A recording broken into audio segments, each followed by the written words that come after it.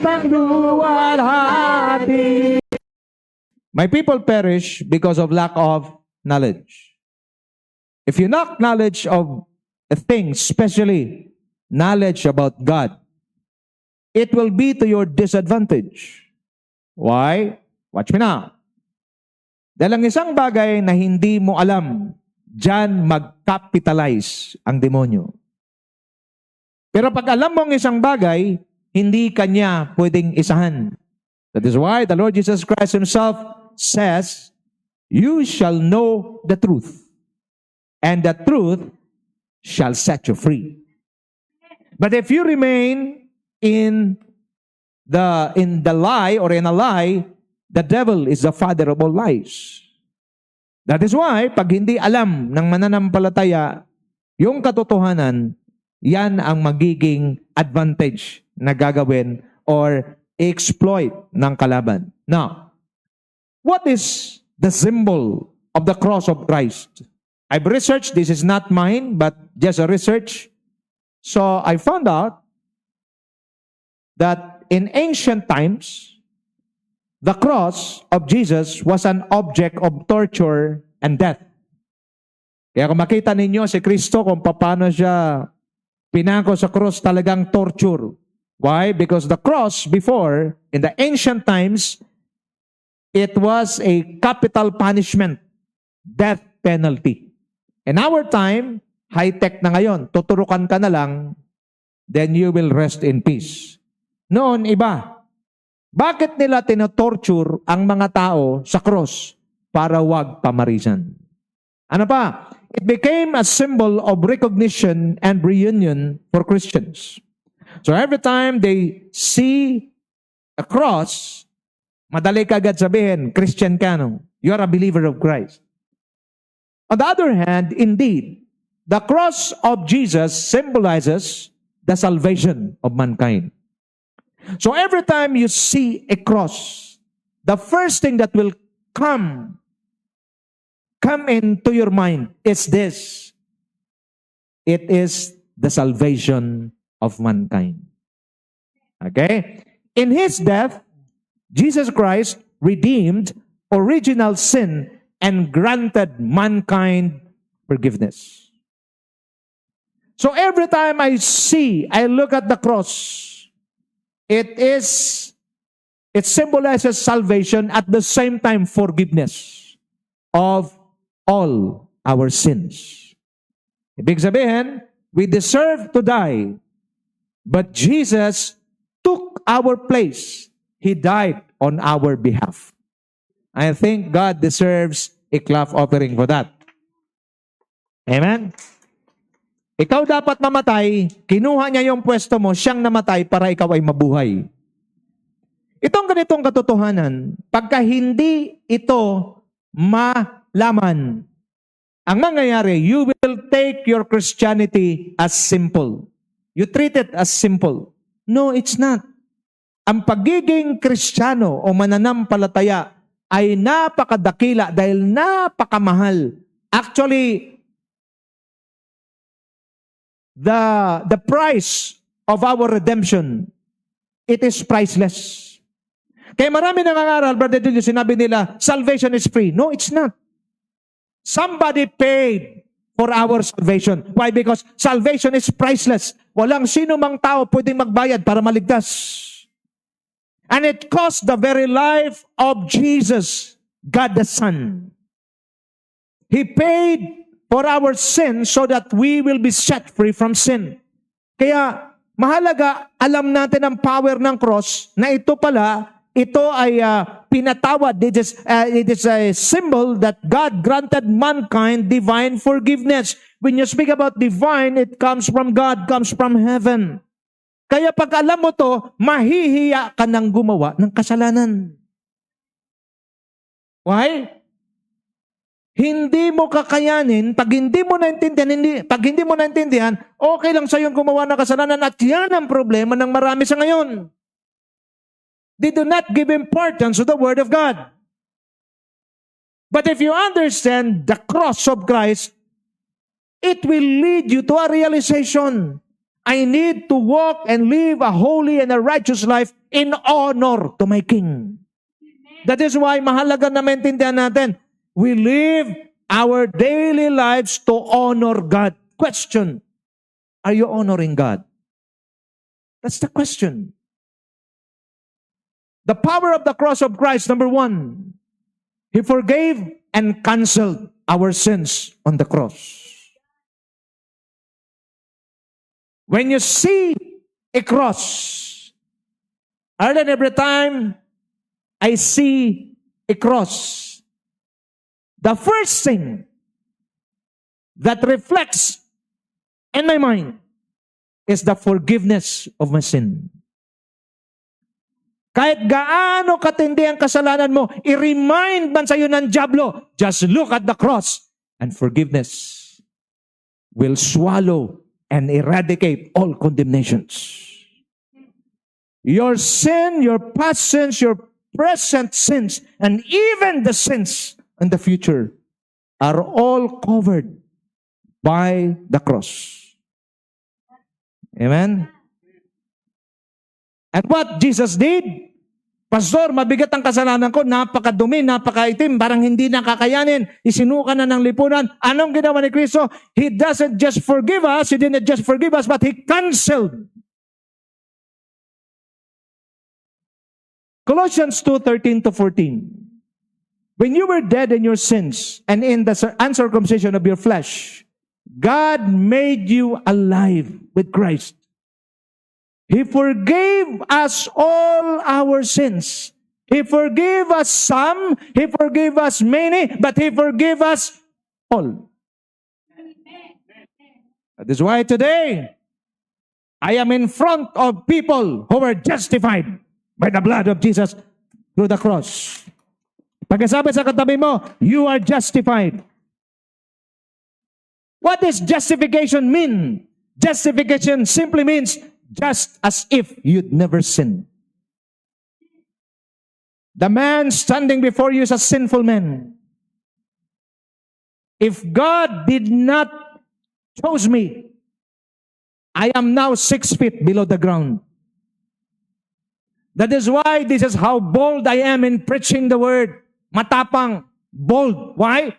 Because I know all my sins were forgiven, and it is not just forgiven, all of my sins are canceled by God. Having canceled the charge of our legal indebtedness. Why? Because you sin, you need to pay the price. And the wages of sin is death. All of us should die and be sent to hell. But Jesus, in His unfailing love, the expression of the love of the Father, He canceled the charge of our legal indebtedness. Bakit sinabing legal? Why? Because the moment a person sinned, he needs to die. That is why Jesus canceled the charge by He took our place. Instead of us who were going to die, He took our place. He died so that we might live. Pag alam niya ito, mga kapatid, nakakahiya gumawa ng kasalanan. Nakakahiyang hindi magiging faithful kay Lord. At ang sabi niya, which stood against us and condemned us. That is why, look at me now. Every time the devil will condemn you and remind you of your past sins, just tell the devil, hoy, devil, charge it to the cross. I am free. I said I am free.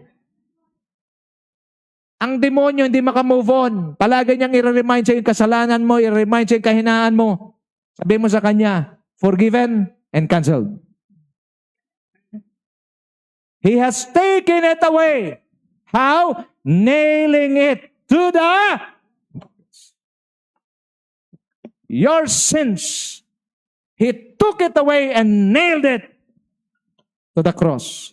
That is why the cross is so powerful. It is very important. I am not saying, baka mamaya bago kayo umuwi, dadaan kayo sa cross, tapos hipo kayong ganyan. Hindi yan ibig kong sabihin. Alam mo, mga tao talaga, kakaiba eh. Nung kinagat sila ng ahas, nagsabi ang Lord, gumawa ka ng bronze na snake.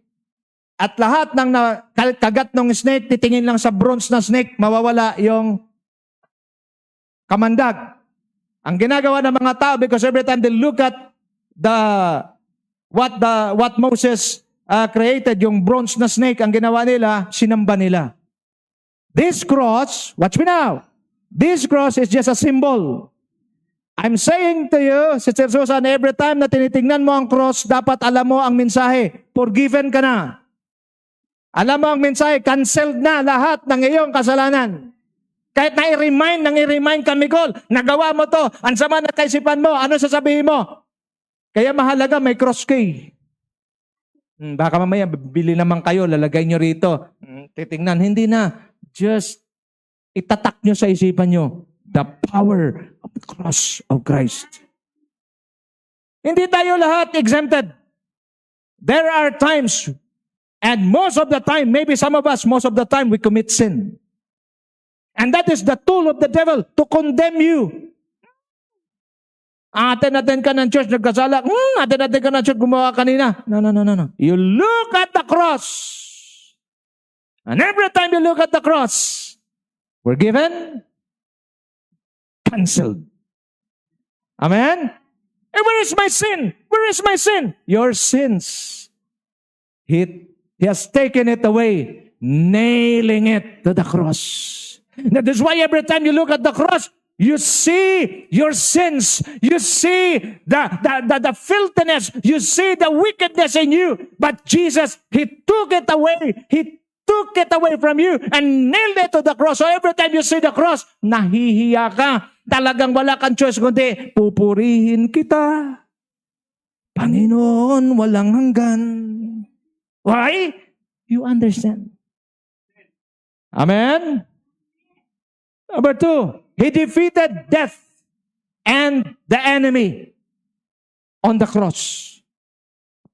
Every time you look at the cross, look at the Bible says, having canceled the charge of our legal indebtedness, He stood against us and condemned us. He has taken it away, nailing it to the cross. Watch me now. And having disarmed, Brother Julius, past tense, having disarmed the powers and authorities, He made a public spectacle of them, triumphing over them by the cross. Watch me now.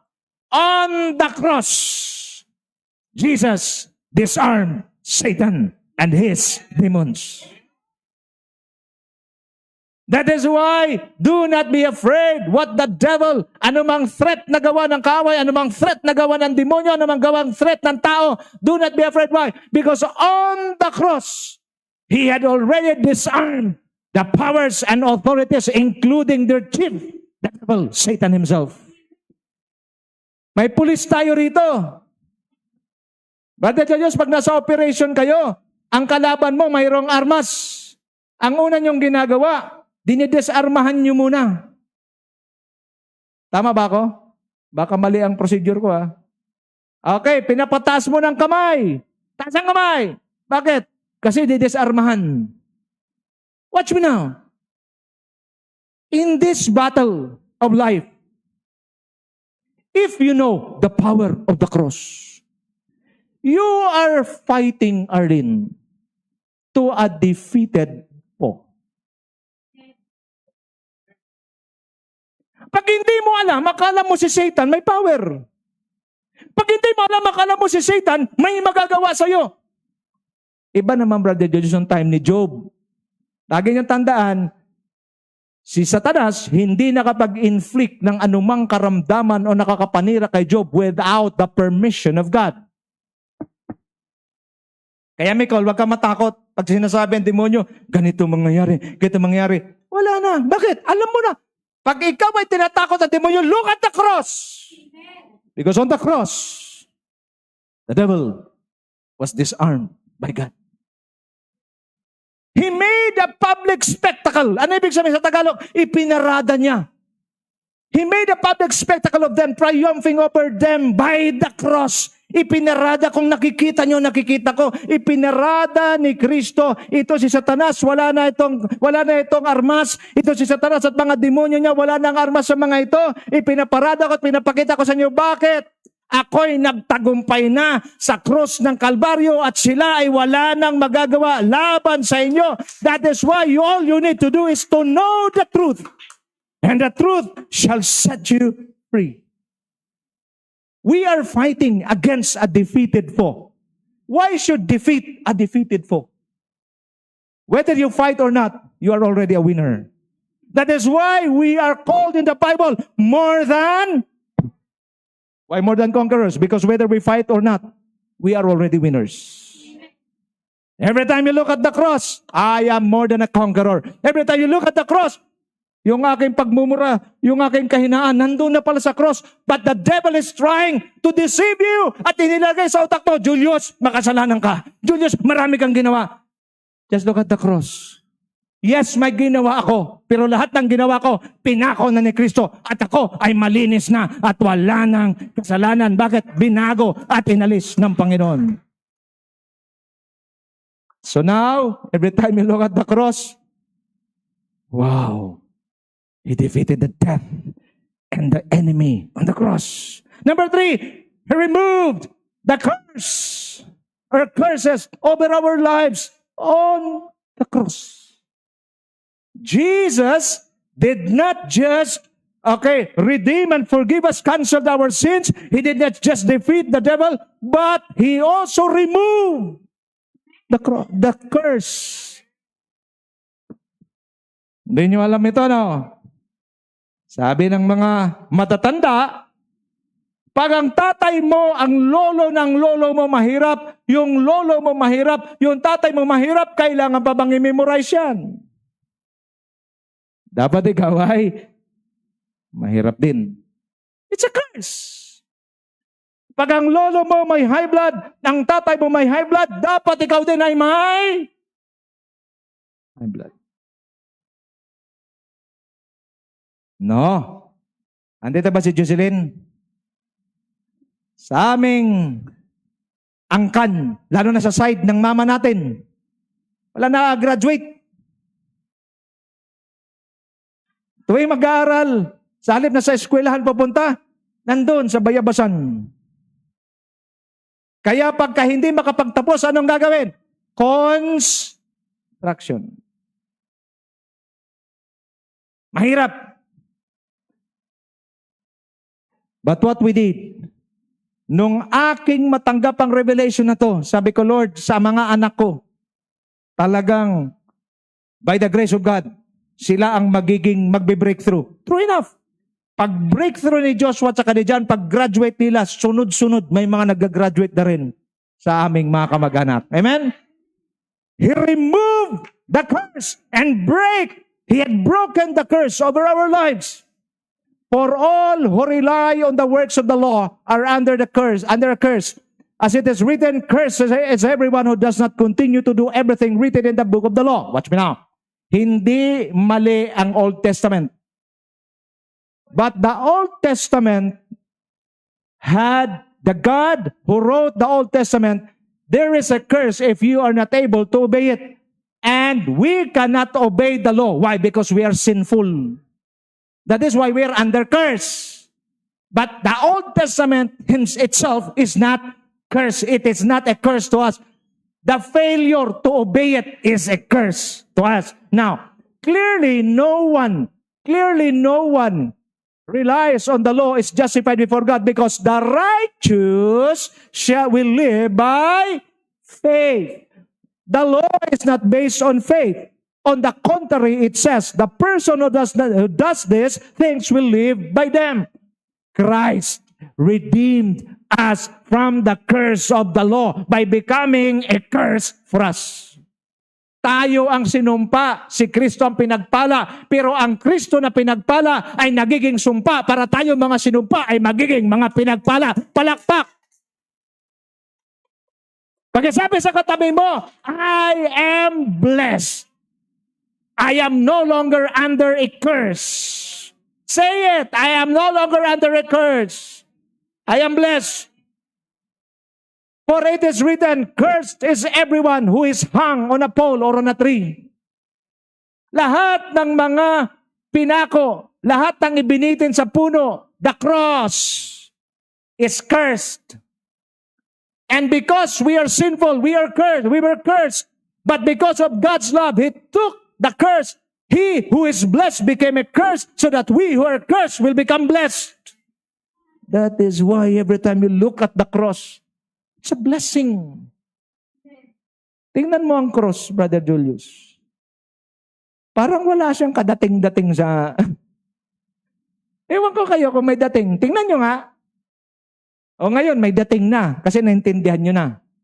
Kanina, walang dating eh. Pag tiningnan mo, bakit mayroon pang may patila-tela pa dyan? Matindi yan. Kung naintindihan mo. But again, clear yan, Stephen, baka mamaya, bago ka umuwi, pupunta ka doon sa... Hindi yan ang ibig kong sabihin. Tingnan mo lang kung anong kayang gawin yan. Okay? Number 4, redemption from the curse. Look at this. The verse explains that Christ's death on the cross redeemed or bought back humanity from the curse of the law. This curse is the consequence of sin, which leads to death. Yan ang binayaran ni Kristo kasi ang sumpa nagdadala, ang consequence ito ng kasalanan na nagdadala sa kamatayan. Becoming a curse is yes, Jesus, though sinless, took upon himself the curse that was meant for humanity by dying on the cross. This is a key part of the Christian understanding of the atonement. Pag sinasabing atonement, He took our place where Jesus' sacrifice pays the price for our sin. Every time you look at the cross, you are now blessed, no longer cursed. I said, you are now blessed, no longer cursed. Huwag kayo maniwala. Pag wala kayong pera, sabihin ng demonyo, yan ba ang Kristiyano? Wala kang pera. Di yan ang Kristiyano. Wala kang pera sa ngayon. Sabi mo sa katabi mo, blessings are coming. Because I am no longer under a curse. I am blessed. Of course, pag tamad, wala talagang pera. Pagkasabi sa katabi mo, pag tamad, walang pera. Dapat lang. Ang tamad nga sa Bible, di pinapakain eh. But the moment you move, the moment you do something, you are blessed already. What is needed? You have to take action.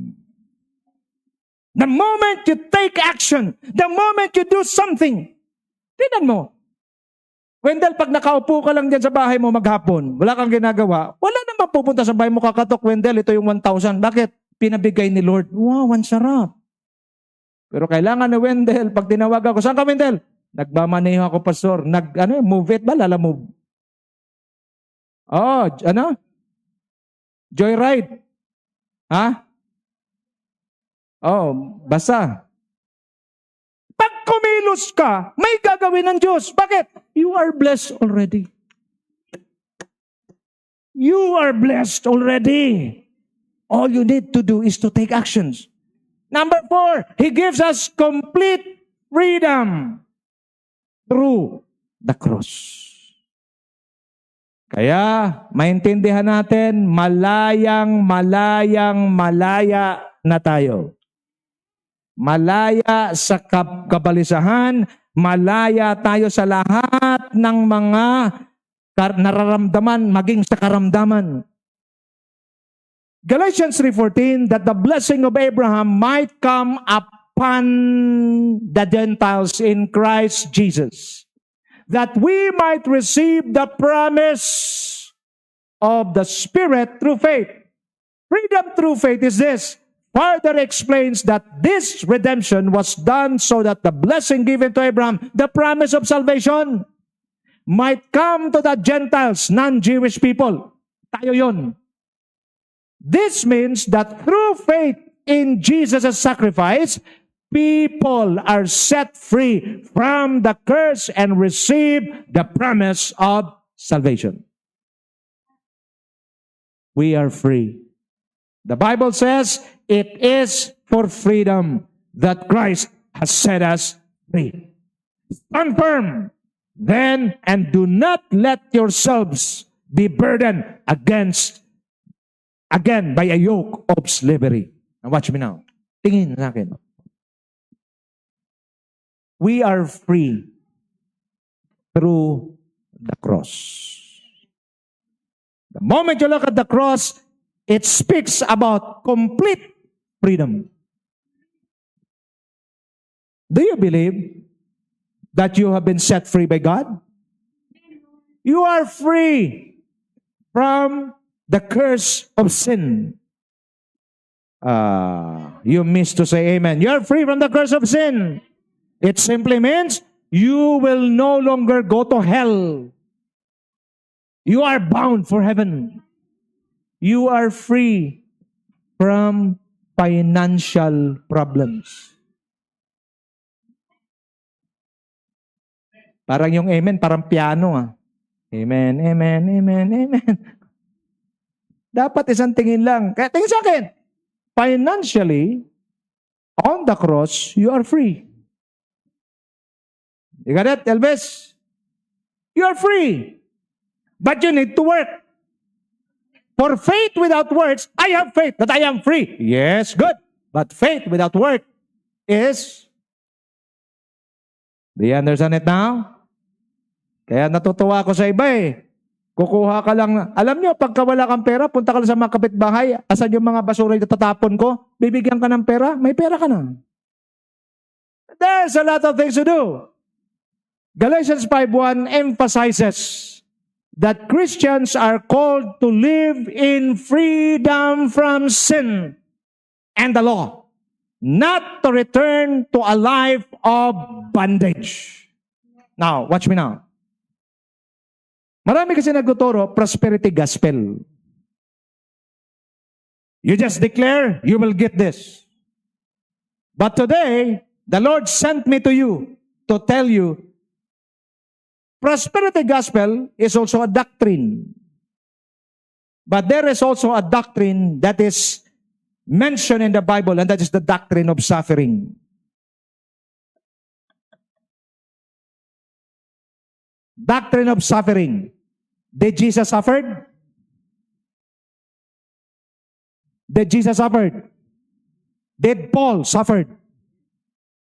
So mas mukhang totoo ang doktrina ng suffering kaysa doktrina ng prosperity.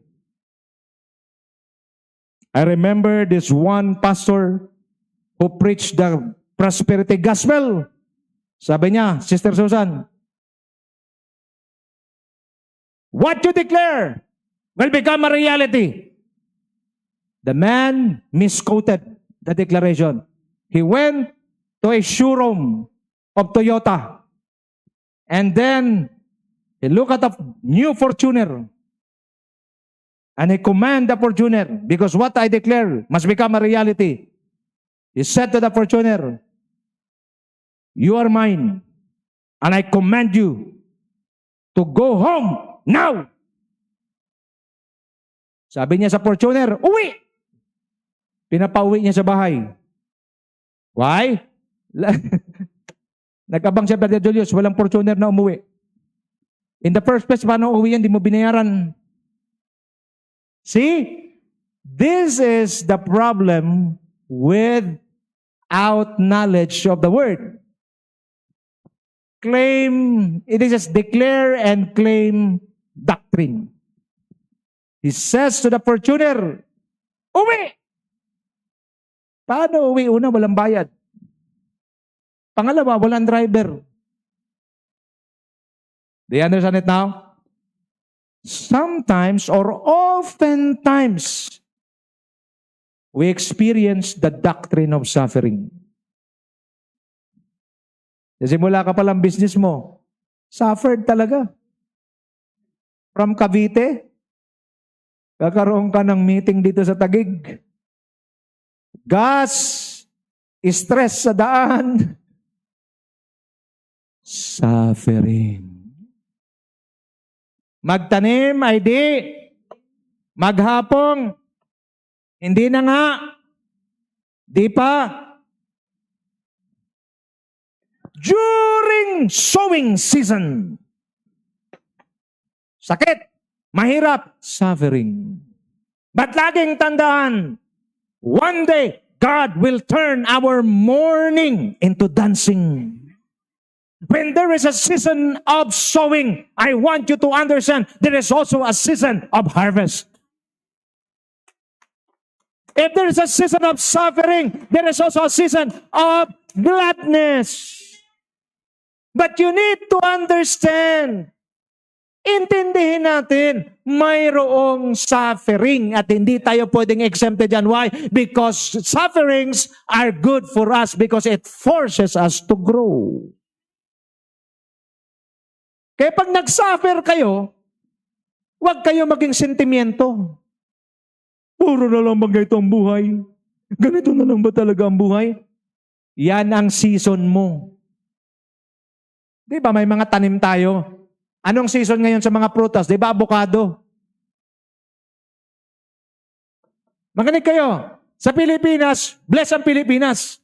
Kasi bawat season, mayroon tumutubong mga prutas. At yung mga prutas na yan, ma'am, kailangan makain mo. Kasi yan, pinapatubo ng Diyos para pag kinain mo, protektado ang katawan mo.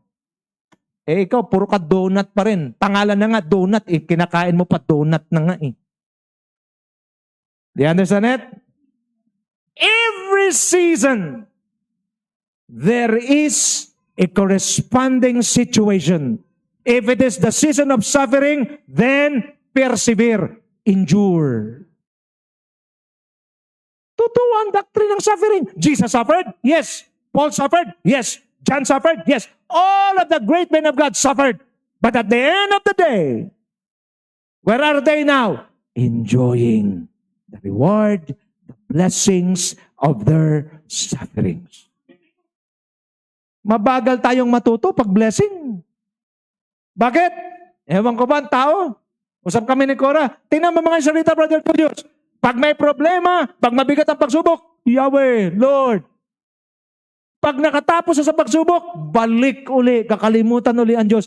Mas malakas at mataas ang tendency, makakalimot ka. Saan? Makakalimot ka sa Diyos pag pinagpala ka ng gusto. That is why padadaanin ka ng Diyos sa suffering para malaman mo yung value, malaman mo yung bigat, malaman mo yung hirap, para pag binless ka na ng Diyos, hindi ka na mayabang at hindi mo na siya kakalimutan. Bakit? Because ang blessing mabilis mawala, pero ang suffering mabilis mo matandaan. Are you suffering right now? If you are suffering right now, congratulations. Because God is teaching you something. Pagkasabi sa katabi mo, pag may suffering ka, sabi mo, pag may sufferings ka, thou shall not reclams. Huwag ka mareklamo. Ang problema natin, pag may suffering, reklamo. No.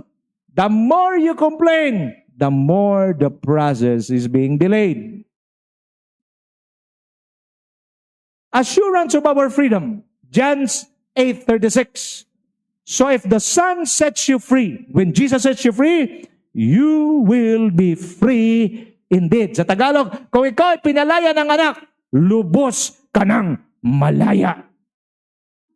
That is why we have been set free, totally free from sin, totally free from condemnation, totally free from financial problems, totally free from all aspects of our lives. All you need to do is to know the truth, and the truth will set you free. Palapakan ang Panginoon.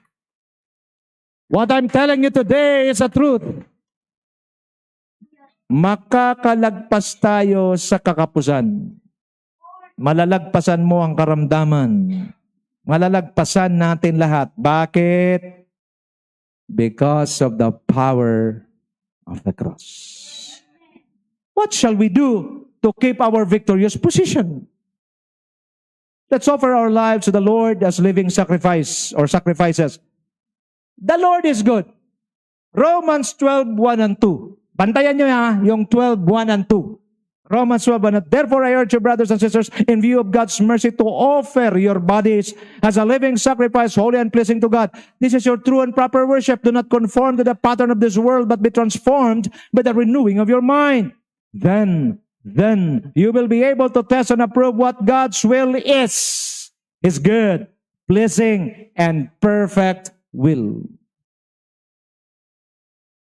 to keep your victorious position. Sister Susan, surrender sa Lord araw-araw. Lord, take over, take charge of my day. I surrender my life to you today. What about tomorrow, Elvis? Another day of surrender. Lord, I surrender my life to you today because you are only living on the present. Tomorrow is another day. Lord, I surrender my life to you today. Lord, I surrender my life to you today. We need to offer our lives to Him because a life of daily surrender to God is a life of daily victory. You want to be victorious? Surrender. If you surrender daily, then experience a life of daily victory. Remember, 12:1 and 2? Look at this, Arlene. Hebrews 12:1 and 2. Oh, mabilis tandaan eh. Parehas eh. Romans 12:1 and 2, Hebrews 12:1 and 2. Let's fix. When you speak about fixing our eyes on Jesus, observe and follow His examples. Our eyes on Jesus, the author and the finisher of our faith. Hebrews 12:1 and 2, New King James Version, it says, therefore we also, since we are surrounded by so great cloud of witnesses, let us lay aside every weight and the sin which so easily ensnares us, and let us run with endurance the race that is set before us, looking unto Jesus. Not looking unto someone, not looking unto a group, not looking unto an organization, looking unto Jesus Christ alone, the author and the finisher of our faith, who for the joy that was set before Him endured the cross, despising the shame, and has sat down at the right hand of the throne of God. Jesus suffered, but look at what the Bible says. Where is Jesus now? Seated at the right hand of the throne of God. He suffered, but now He is exalted. Let us fix our eyes on Jesus. You want to keep your victorious position? Fix your eyes on Jesus. Because every time you look at Jesus and you look at the cross, you will see victory. You will see healing. You're sick? Just look at the cross. Just fix your eyes on Jesus because Jesus is our great physician. The power of the cross of Jesus brought us, number one, forgiveness from God. Psalms 103 verse 12, it says, even if your sin is from the east to the west, the Lord will forgive it. Reconciliation with God. The cross brought reconciliation with God. We are reconnected with God through Christ's death on the cross. Hindi na tayo kalaban.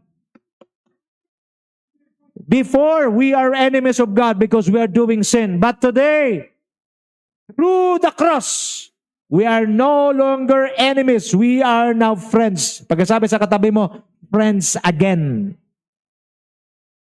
John 10:28, no one can snatch us from the hands of God. Victory in Christ. Romans 10:37, we are more than conquerors through Christ who strengthened us. Napansin nyo, Arlene, puro through Christ. Ano pa? Freedom from Christ. We are no longer bound by the traditions of men, perceptions of men. We are free from all the accusations of men and the devil. Many people will say, hanggang dyan ka na lang, Elmer. Hanggang dyan ka na lang, wala ka marating sa buhay. Do not listen to them. Why? Because through the cross, we have the freedom from Christ. Men, lagyan tandaan ha, do not be manipulated by what other people by the perception of other people. Pag sinasabi nilang, Arvin, wala kang marating, perception nila yon.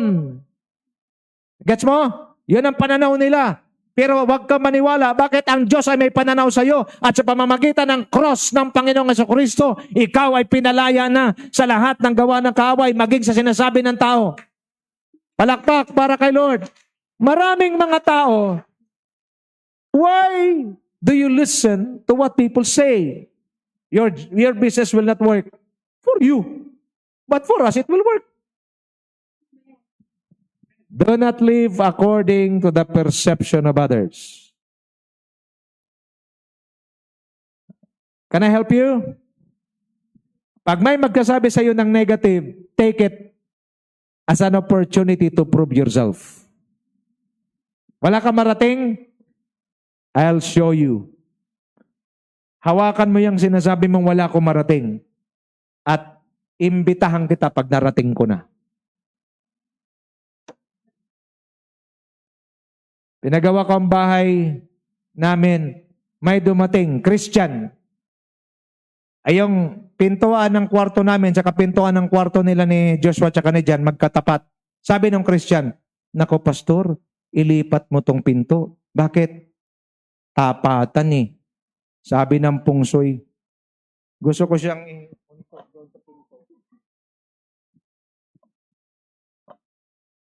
Kristiyano ito Kaya sir, ang dami natin pantuturuan. Christian ito. Bumisita sa bahay. Ano to? Pastor, pinto namin. Ito, pinto ng mga anak ko. Nako, pastor, baguhin mo yung pinto. Bakit? Salubungan eh. Sabi ng pungsoy. Ignorance leads to death. Nakakamatay ang kamangmangan. Pagpasok sa bahay ko, may pinto ako sa likod. Diretso din. Naku, pastor, isara mo yung pinto, maghanap ka ng ibang pinto. Ang ganda-ganda ng pinto ko para pagpasok mo, tagos ang hangin agad. See, these are believers. Mananampalataya ang mga ito. Pero walang alam. We are not bragging, but I'm just telling the truth. We are justified and no longer condemned. The Bible says, therefore there is now no condemnation to those who are in Christ Jesus, who do not walk according to the flesh, but according to the Spirit. We can face Christ boldly. And the moment on the day of judgment, if you know the power of the cross of Christ, you can boldly declare and you're excited to see your Savior. Others, they are trembling. They are in fear. Why? Ang dami kong kasalanan. Ako, paano kayo ito? Tatanggapin kayo ng Panginoon. But if you know the power of the cross, yes, I've sinned. Yes, I am not worthy. But because of the power of the cross, because of the blood of Jesus, because He canceled my sin, He forgave me, and He had given me victory. Yes, I am sinful, but I am so excited. Then the devil will tell you, the devil will tell you, you're not afraid? You're not afraid? The Lord will judge you? How can God judge me? He is the one who justifies me. That is why, before you go home, just look at the cross for a while. Look at the cross for a while. Okay? And then, begin to meditate. He had forgiven us and He canceled our sins on the cross. The moment you look at the cross, He defeated death. That is why mamatay lang tayo physically, but spiritually we're alive. To the believers, death is just falling asleep. He defeated the enemy, the devil. He removed the curse. Ganda nito eh. Akala ko, salvation lang ang binigay ng Diyos. Alam ng Panginoon, bago tayo masave, may mga sumpang itinanim ang demonyo sa mga generation natin. And I prophesy to you today, all generational curses, I cancel it and I destroy it in the name of Jesus. And I declare that you will break through and your generation will see the blessings of the Lord over your life, upon your life, and you will be the catalyst, you will be the igniter, you will be the first one to experience breakthrough. Receive your portion in Jesus' name. No more generational curses. I don't believe in that. But the moment you deny it, you denounce it, you have to change your way. Kaya lang naman na-curse yung iba. Bakit? Kasi ibang ginagawa. Ikaw magbago ka. Paano? Kay Kristo. Number 4, He gives us complete freedom. So every time I look at the cross, it reminds me of some powerful truth. And the Bible says, Jesus himself says, you shall know the truth, and the truth shall set you free. In every sickness, there is healing. In every need, there is provision. In every problem, there is solutions. The power of the cross of Christ.